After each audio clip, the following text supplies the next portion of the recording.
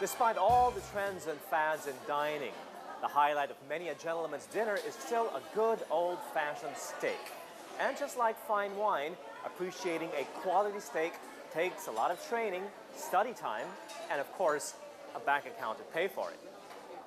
Steak.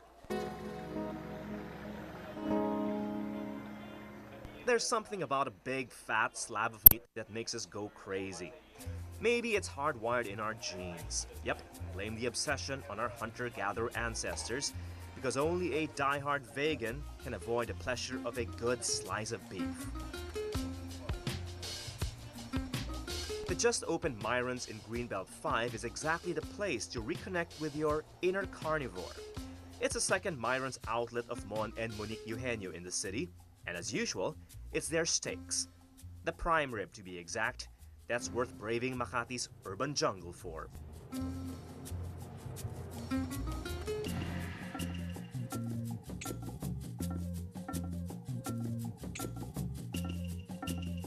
The restaurant Cum Bar is a collaboration with star architect Noel Bernardo, and the modern lines and chic furniture he employs remind you that this is a 21st century after all, and that primal desire to grab your steak with your hands will have to be suppressed. For their prime rib, which is a slice of the cow's rib, oven roasted, not grilled, Myron's chose US Angus, the gold standard in beef, only now back in the country after a long ban. Servings come in a variety of sizes. Mine is 450 grams, medium done, and with a hefty amount of fat. Yes, fat. Bad stuff that makes a steak taste so good. The ribeye is the part of the cattle that has the most marbling, and this is a natural phenomenon in ribeye. Put it on the grill because of the marble. Okay. Take the fat to a different level and try the Myron's rice. Garlic fried rice cooked in, you guessed it, ribeye fat. Absolutely sinful, absolutely delicious.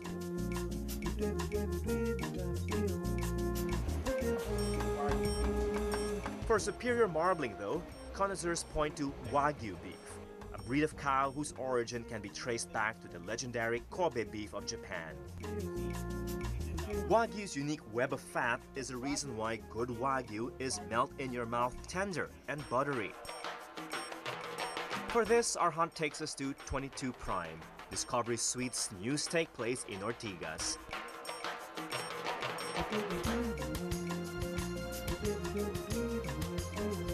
Notice how the cuts are cooked, upright, fat first. Perfect to get that tasty tostado effect. Also because the extra fatty fat of Wagyu may be too, well, fatty if undercooked. I'm particularly fond of this new cut. I don't know its name in English, I have to admit. It's called culotte. Culotte de bœuf is a part of the, comes from the same part of the cow that the tri-tip roast comes from. I like it very much because it has a very nice balance between muscle, actual meat, actual beef, and the fat.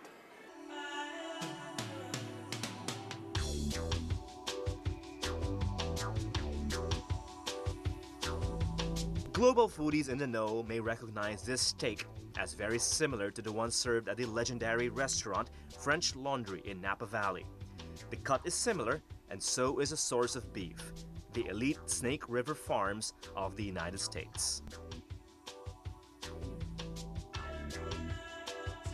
It's obvious at this point in our hunt that a beef's origin and its grade, be it Angus Prime or Wagyu, will determine the quality and final taste in your mouth.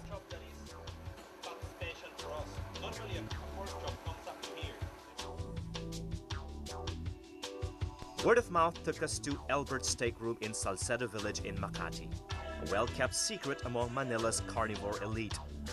With no signage out front nor grand entrance, you start to think word of mouth is actually more like practical joke.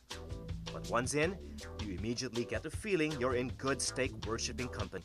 Leather-backed armchairs and wood paneling all over stirs up images of an exclusive gentleman's club, Pretty much the effect owner Elbert and designer Noel Bernardo, yes, him again, wanted to evoke.